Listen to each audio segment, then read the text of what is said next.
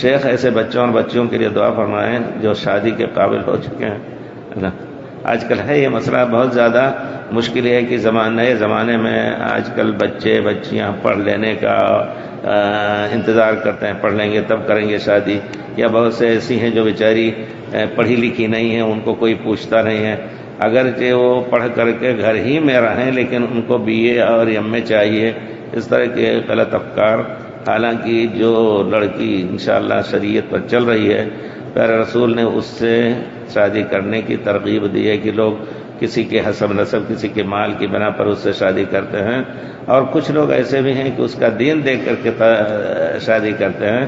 لفظ مبارک ہے فظفر بذات الدین، گویا دین والی کو لے کر کے کامیاب ہو جاؤ، دین والی کو لے کر کے تم کامیاب ہوگے۔ تربت یداک، اگر تم دین والی نہیں قبول کرے گے تو تم ہلاک ہو جاؤ گے۔ ہوتا ایسا ہے، اللہ تعالیٰ خیر کرے۔